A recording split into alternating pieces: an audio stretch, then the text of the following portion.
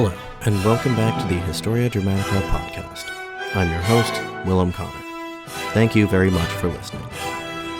In the last episode of our series on Emperor Julian the Apostate, we followed Julian's revolt against his cousin, the current emperor, Constantius II. Constantius had much of Julian's immediate family murdered in order to secure his own ascent to power. It was because of Constantius that Julian spent much of his early childhood and adolescence in captivity. When he was finally released, Julian sought to study rhetoric and philosophy in the various universities of the Roman Empire, but in the year 355 CE, Constantius dragged Julian away from his studies and invested him with a massive responsibility. He christened Julian as Caesar, or Junior Emperor, and he tasked him with pacifying the troublesome provinces of Gaul. Stoically bearing his duties like his idol, Emperor Marcus Aurelius, Julian threw himself into this work, adopting the lifestyle of his soldiers and studying intently the tactics and strategy of his predecessors. Julian proved himself to be a very capable leader who commanded the loyalty of his men. He won great victories over the barbarian tribes in Gaul, but his relationship with the emperor deteriorated over time, as Julian grew jealous that all the glory for his exploits went to Constantius, and Constantius, for his part, worried that Julian was growing too powerful. The final break in their relationship came early in the year 360, when Constantius issued an order that Julian and his troops refused to obey. Julian's soldiers declared him as Augustus, or Senior Emperor, out of protest. In the days that followed, Julian tried and failed to work out some sort of power-sharing arrangement with the other Senior Emperor. And so Julian and Constantius prepared to go to war against one another.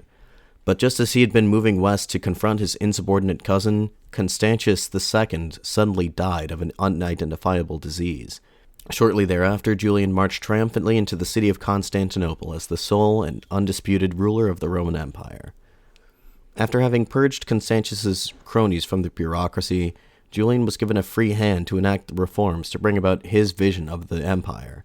Julian sought to reform the Roman government away from the authoritarian, centralized empire of Diocletian into something that more closely resembled the republic of old. But just as Julian had begun his program of domestic reforms, events off to the east drew his attention away.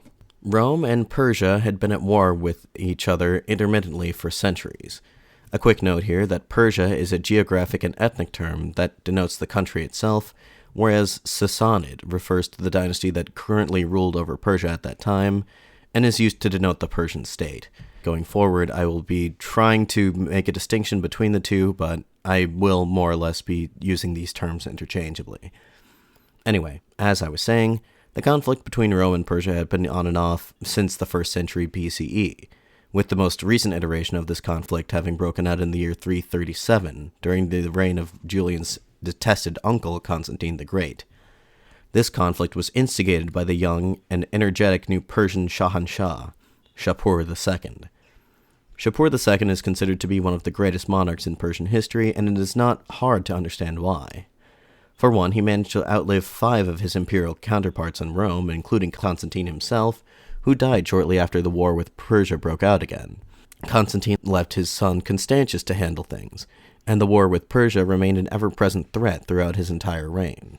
Initially, the Persians got the better of the Romans when they met each other in the open field, but ultimately proved unable to seize crucial Roman fortress towns in Mesopotamia, including the town of Nisibis.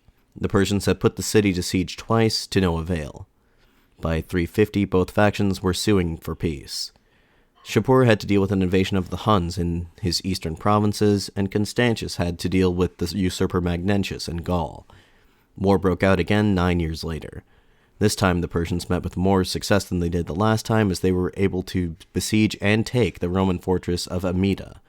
This victory came at a great cost, however. Hoping to hold on to whatever gains they made and unwilling to advance any further, the Persians sent diplomats to Constantinople to negotiate with Rome's new emperor, Julian, whom they hoped may be more amenable to peace. However, Shapur's envoys found Julian to be completely intractable. He rejected the Persians' terms outright and made ready for war. Why did Julian resolve to make war against Persia? Why did he not take advantage of Shapur's offer and continue to dedicate his efforts towards his ambitious domestic pursuits without the threat of war in the east? Roman historian and soldier Ammianus Marcellinus, who served under Julian, tells us that Julian simply yearned for glory on the battlefield, but does not offer much further explanation. Zooming out a little, it is not hard to speculate as to why Julian chose war over peace. The Roman state of affairs in the East was absolutely abysmal, and the honor of Rome demanded that Julian act on it. Furthermore, Julian likely believed that a great martial victory in the East would increase his popularity among Roman society and grant his domestic program a greater degree of legitimacy. Whatever the case, the fact remains that Julian chose war. To begin preparations for his invasion of Persia, Julian moved from Constantinople to the Syrian city of Antioch in the summer of the year 362. Antioch was the largest and most prosperous city in the eastern half of the Roman Empire. Julian had long heard his uncle Julianus sing the city's praises, and he was so optimistic at that time that he was considering moving the capital of the empire away from Constantinople, what with its affiliation with Christianity and the hated Constantine, to Antioch. Julian would soon find, however, that the cosmopolitan city of the East rankled his Stoic sensibilities. The people of Antioch loved chariot racing and theatrical performances more than anything else. Julian was an ascetic who ate simply, slept on straw, and hated excess in whatever form it may take. With such drastically different value systems here, it is little wonder why Julian and the Antiochenes soon found themselves at odds with one another. At first, however, Julian wanted to serve the city. Paraphrasing from Augustus Caesar, Julian said that he wished to build it up into a city of marble. The first, most glaring problem facing Antioch at that moment was a large famine in the Syrian countryside, which had begun when Julian's brother Gallus still ruled in the city. Thus far, Julian's go-to solution for dealing with political issues had been to delegate more political power to the city councils of the empire. So he greatly expanded and empowered the city council of Antioch in order to deal with the issue. However, the central government bureaucrats were not the ones at fault here. The same people who served on the city council were the same local elites who had been hoarding grain and selling it at inflated prices, and so the problem was never truly resolved. This is, of course, only one episode in Julian's unsuccessful attempts to fight corruption in Antioch. Another point of contention between Julian and the Antiochenes was, of course, in regards to religion. Something that I failed to mention in the brief recap, but I'm sure most listeners are familiar with regardless, is the fact that Julian was a convert to paganism. Ever since he had become emperor, he had been engaged in a battle to turn back the tide of Christianity and to restore the Roman Empire to the worship of its traditional pagan gods. It was an uphill battle, to be sure, as it required not only the undermining and marginalization of Christianity, but a wholesale reformation of paganism to convert it into the dynamic religion that Christianity was. Generally, throughout the empire, pagans still outnumbered Christians by about 4-1. While these demographics were changing rapidly, this fact still gave Julian hope that the empire might yet be redeemed from what he deemed as the sickness of Christianity. However, this fact did not hold true in Antioch itself. In the 4th century, the city hosted one of, if not the single largest population of Christians in the Roman Empire. Julian seems to not have been very aware of this, however. When he first entered the city, what he looked forward to most was paying a visit to the Temple of Apollo in the suburb of Daphne. In one of his writings, Julian described his thoughts leading up to the visit, quote, "I imagined what sort of procession to the temple it would be, like a man seeing visions in a dream, beasts for sacrifice, libations, choruses in honor of the god, incense, and the youths of the city, surrounding the shrine with their souls adorned with all holiness, and themselves attired in a splendid white raiment." End quote. Julian went on to describe his disappointment. Quote, "But when I entered the shrine, I found that there was no incense and not so much as a single cake, nor a single beast for sacrifice. When I began to inquire what sacrifice the city intended to celebrate the annual festival of the god, the priest responded, 'I have brought with me from my own house a single goose as an offering, but the city itself has made no such preparations.'" End quote.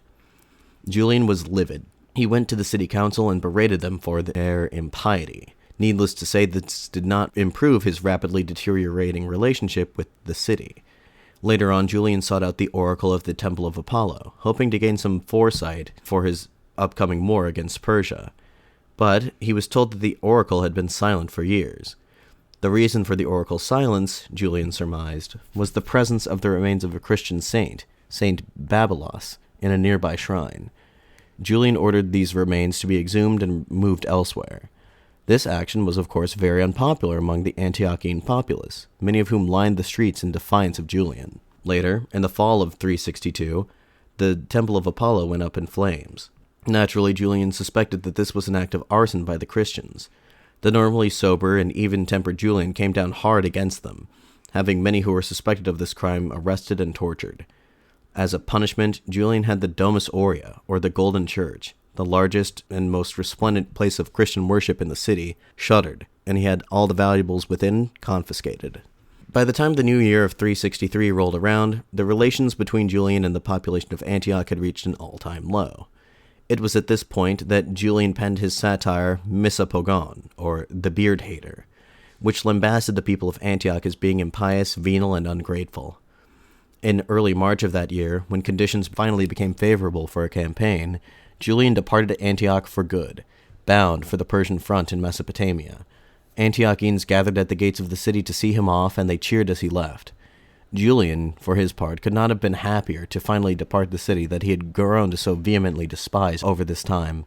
As a parting gift, he appointed as prefect for the city a man named Alexander of Heliopolis, a man widely regarded for his sadistic cruelty. When Julian set out from Antioch at the head of an army of about 80 to 90,000 men, his objective was Ctesiphon, the monumental capital of the Sassanid Empire, built on the site of ancient Babylon. This was rather ambitious, but Julian's overall goal was the subjugation of the Persian nation. Specifically, he sought to overthrow Shapur and have him replaced on the throne with his brother, Hormisdas, who would effectively be a Roman client. Ill omens abounded from the very beginning of the campaign. One night, the army encamped outside the town of Carrhae, which, back in the year 53 BCE, had been the site of one of Rome's most ignominious defeats at the hands of the Persians. Later on, they passed by the tomb of Emperor Gordian III, who had died while campaigning against Persia. The oracles within Julian's retinue warned him that this campaign was a fool's errand and entreated him to turn back, but Julian was very much assured of victory. On the Euphrates River, the army was met by a massive navy, 1,000 ships, which were to ferry supplies for the army, and 40 warships in addition. The army was reinforced by Bedouin guerrillas, and large contingents of soldiers from Armenia and from Persia itself, with the Persian contingent being led by Shapur's brother Hormisdas. Together, this massive force made its way eastward along the Euphrates River. So confident was Julian of victory that when his army crossed the bridge over the Khabur River, which traditionally demarcated the border between Rome and Persia, he had the bridge burned. Still, bad omens continued to manifest. A soldier named Jovian was struck by lightning and killed early one morning. In April, Julian was presented with the dead body of a lion, which portended the death of a king. By this point, Julian's closest confidants had joined the oracles in entreating Julian to abandon his plans and turn back, but Julian would hear none of it. The army pressed on. By late April, they had reached Priscilla, today known as Al-Anbar. In those times, just as much as now, the city was an important strategic stronghold. Thus far, Julian had ordered the army to simply bypass towns and fortresses that they encountered en route, but the same simply could not be done here. The town had to be seized before they could go on. With their superior numbers and siege weaponry, the city fell to the Romans in a matter of days, and they were soon on their way.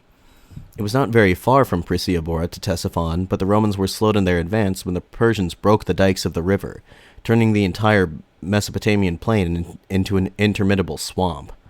By May 15th, the army reached the ruins of Seleucia, the old capital of the former Seleucid Empire. There they discovered the Shah's personal hunting grounds. All the animals contained within, lions, boars, bears, and other various animals, were slaughtered by the Roman troops. 2 days later, the army was within view of the magnificent gates of Ctesiphon. Just outside those gates, on the opposite bank of the river, was encamped the Persian army. The bulk of the Persian army, under Shapur himself, was still 3 days or so from the city. Julian decided to take advantage of this and commence an attack that very night. Under the cover of darkness, a small Roman force managed to secure a foothold on the riverbank and held the area until the rest of the army could make it across. Things didn't go exactly according to plan, as a Persian sentry managed to raise the alarm and fighting commenced. The Romans held their own and actually began to inflict severe casualties on the Persians. Marcellinus reports that the Persians lost about 2,500 men, while the Romans lost less than 100. By the dawn of the next day, the Persians were retreating back behind the city walls. After the Battle of Ctesiphon, the Romans were at an impasse. The emperor's generals reluctantly informed him that they believed a siege to be impossible. The city was simply too well fortified, and, what's more, Shapur was en route with a force several times larger than the one that they had just contended with outside the city gates. Supplies were too scarce, and the army was too demoralized to undertake a siege that would last several months, and to fight another battle against Shapur. Back in April, after the siege of Priscilla, seditious rumblings had prompted Julian to offer 100 pieces of silver to his men to entice them not to rebel. Some grumbled at such a paltry sum, but a further speech by Julian promising them greater riches if they remained loyal was able to placate the men for the time being. The decision was made to retreat. Instead of heading back the way they came, they decided to push to the northwest. Julian had his fleet burned.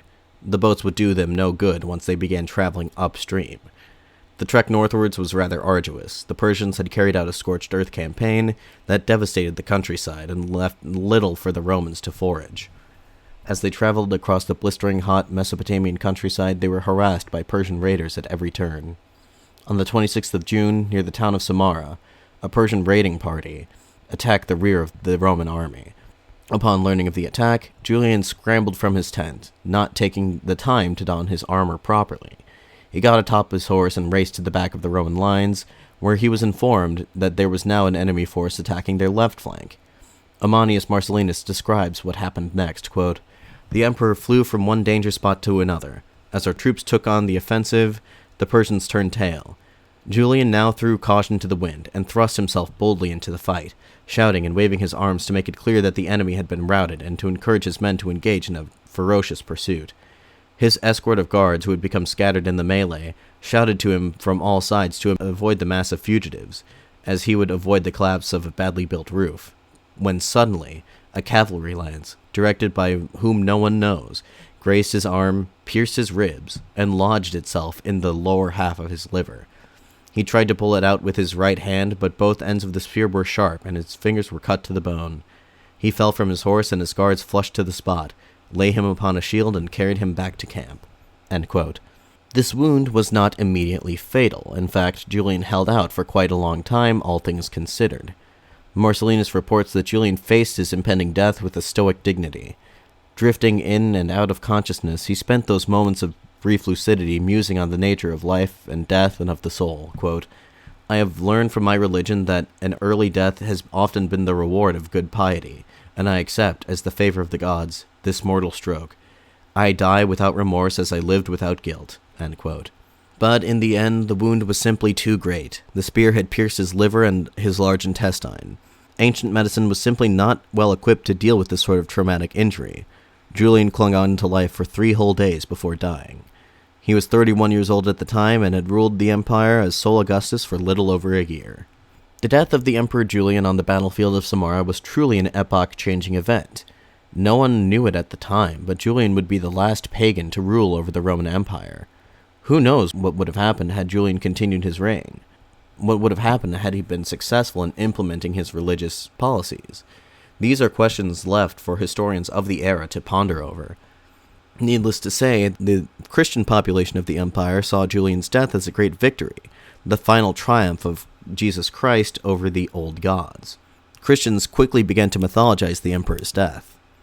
One Christian myth alleges that Julian's old schoolmate, St. Basil of Caesarea, prayed to Mercurius, a 2nd century saint, that Julian not be permitted to return from the east alive. Later in a dream, Basil saw the saint standing before him, bearing a bloody lance in his hand. In spite of its plausibility, the legend has endured to the point where St. Mercurius is more closely identified with killing Julian than anything that he actually did in his lifetime. Then, of course, there is the legend that Julian's final words were, quote, "Thou hast won, O Galilean," end quote. Pagan authors have likewise mythologized the circumstances of Julian's death. They alleged that Julian had been killed by the treachery of one of his own men, likely a Christian. Of course, at the time, no one knew who had killed the emperor. Ammianus Marcellinus' account of events is generally taken to be the most accurate, seeing as how he's actually present for the emperor's death. Marcellinus is unable to point the finger at anyone for it, saying only that he was struck by a cavalry spear. Historians have since reached the conclusion that the culprit was likely an Arab horseman who was fighting on behalf of the Persians, who just so happened to get a lucky shot at the emperor. But, as author Adrian Murdoch writes, quote, "There was no state conspiracy to hide the details of Julian's death, but it was not the death that people wanted to believe. A lucky shot was not what either Christians or pagans wanted, to give the former nothing to eulogize and the latter nothing to rail against. A conspiracy theory was something that everyone could get behind, but the truth had none of the narrative excitement that the people wanted. Julian's death was simply not a glamorous one. It was not the way that an emperor was supposed to die." End quote. Before we wrap up this series on the life and death of Julian the Apostate, I should tell you what happened to the world that Julian left behind. The army was paralyzed by Julian's death. He had died without naming a successor, so the decision fell to the army themselves. Seleucus, Julian's old friend from his days in Gaul, was offered the position, but turned it down on account of his old age. Eventually, the army elected one Flavius Jovianus, better known as Jovian, to succeed Julian as both their commander and as their emperor. Marcellinus called him a man of fair reputation. The only significant detail about him was that he previously had served as the commander of Emperor Constantius's personal bodyguard, a position that he had secured thanks to his father more than anything else.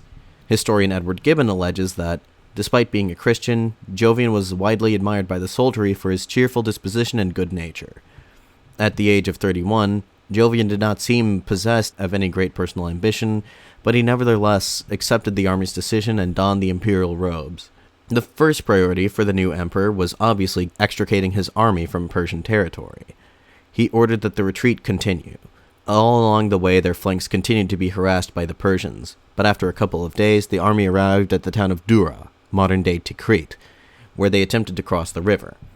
Unfortunately, Julian's decision to burn the ships back at Ctesiphon deprived the army of the ability to make a quick and easy crossing. The engineering corps scrambled to improvise a solution, but they proved not to be up to the task. With the bulk of the Sassanid army under Shapur quickly closing in, Jovian had little recourse but to sue for peace. The subsequent peace treaty was widely derided at the time as a disgraceful capitulation. Rome ceded to Persia 5 provinces on the border, including Nisibis, and furthermore relinquished their rights to interfere in the internal affairs of the Kingdom of Armenia. In exchange, the army was allowed to pass back into Roman territory unmolested. One of the first acts of Jovian upon returning to Roman territory was to undo his predecessor's religious decrees. He did not go so far as to order a wide-ranging persecution of pagans, as most of the army he now led was in fact pagan, but he did issue an edict of religious tolerance that was backed up, however, by the reinstitution of Constantius's ban on animal sacrifices, magic, and divination. Practically, this had the effect of restoring Christianity as the unofficial state religion of the Roman Empire. This did not necessarily endear him to the people of Antioch, whose sense of patriotism seems to have outstripped their religious loyalty. They lambasted Jovian as a coward for signing the humiliating peace treaty with the Sassanids. Graffiti and pamphlets disparaging him popped up throughout the city. One such pamphlet addressed to the new emperor read, quote, "You've come back from the war. You should have died there." End quote. Perhaps in an attempt to curry favor with the predominantly Christian population of the city, Jovian carried out the second most infamous action of his reign. He ordered the Library of Antioch, which contained Julian's vast collection of pagan works, to be burned. This backfired spectacularly, as both pagans and Christians condemned him for this action in one voice. Following the new year of 364, Jovian pressed on from Antioch towards Constantinople, but he was not fated to make it there. On February 17th, Jovian was found dead in his tent. The cause of his death remains a mystery to this day. Most agree that he was poisoned somehow, but whether or not this was intentional or otherwise is not known. The fact that an investigation into the unfortunate emperor's death was never commissioned suggests the fact that he may have been assassinated. One of the 8-month emperor's last acts before shuffling off the mortal coil was to put his predecessor to rest. Julian's body had been submerged in a vat of honey and transported all the way across the Syrian desert to his final resting place, the city of Tarsus in Anatolia. His epitaph read, quote, "Here lies Julian, who fell by the strong flowing Tigris. He was a good king and a mighty warrior." End quote. This incredibly neutral-sounding description does not begin to get at the firestorm of controversy which surrounds Julian's historical legacy. One might think that the eventual Christian domination of the Roman and later post-Roman world would ensure that Julian would be forever viewed as a heathen and a tyrant. This held true for quite some time. Despite the fact that Julian never ordered a violent, widespread, and systematic persecution of Christians, as his predecessors had done and as he very well could have, Julian was nevertheless demonized as a despot thirsty for Christian blood. St. John Chrysostom, who served as the Patriarch of Constantinople from 397 to 403, wrote a story about two Christian members of Julian's bodyguard, Juventius and Maximius. According to Chrysostom, the two men were overheard expressing disapproval of Julian's animal sacrifices. Word got back to the emperor of the men's grumbling, and he asked them to retract their statements. When they refused, he ordered them secretly arrested and executed. Both Juventius and Maximus are officially considered saints by the Catholic and Orthodox churches, but the story's authenticity is very much in doubt. Firstly, it seems a bit out of character for Julian to have done something like this. Secondly, the story bears remarkable resemblance to the earlier story of Saints Sergius and Bacchus, which is much more widely known and more easily verifiable. Thirdly, St. John Chrysostom's writing is the only source for this story. Neither Ammianus Marcellinus nor any of his Christian contemporaries made note of it. As the Age of Enlightenment dawned, and authors were allowed to be more critical of Christianity, Julian the Apostate came to be seen in a far more sympathetic light. The philosopher Voltaire was one of the first to attempt to rehabilitate the emperor's legacy. His contemporary, British historian Edward Gibbon, furthered this view. In his monumental work, The Decline and Fall of the Roman Empire, from which I have quoted quite extensively here, Gibbon identified Christianity as one of the factors that led to the decline and fall of the Roman Empire. Thus, his depiction of Julian is decidedly sympathetic. He places him next to Julius Caesar himself among the great leaders of Roman history. Today, with the benefit of a millennium and a half of retrospect, it's hard not to see Julian as a sort of tragic figure. He wanted what he thought was best for the empire that he ruled over, and despite his many missteps, Julian stands out among the leaders of the late empire as being one of the more energetic, principled, and competent among them. To this day, the question of what would have happened had Julian's pagan restoration succeeded remains one of the more interesting historical counterfactuals, but unfortunately for Julian, we will never know for sure what the outcome might have been. And that should about do it for our series on the life of Emperor Julian the Apostate. Do you have any feelings or thoughts about Julian that you'd like to share with me? Do you have any suggestions for future episodes of the podcast? Or do you just want to talk about whatever? If this is the case, you can reach me via email at historiadramaticapod@gmail.com, or you can reach me via Twitter or Facebook, links to both of which can be found in this episode's description. If you like the show and would like to help keep it up and running, you can do so through a few different ways. One, you can leave a review of the show on iTunes or whichever podcast listening platform you prefer. Secondly, you can support the show financially by either becoming a supporter on Patreon or by purchasing some used books from me on eBay. Anyway, make sure to tune in again in 2 weeks' time as we begin the next series of our podcast. We'll be traveling forward in time a bit to Renaissance Italy in order to cover the life and times of a figure that was in many ways different, but in some ways similar to the Emperor Julian, the radical Dominican friar Girolamo Savonarola, as he attempts to save the people of Florence from what he believed was the end of days. This series will be about 11 episodes long, which will make it the longest to date, but it is a good one, and I do hope that you'll tune in for it. Anyway, that should about do it for now. This has been the Historia Dramatica podcast, and I'd like to thank you very much for listening. I'm your host, Willem Connor, signing off.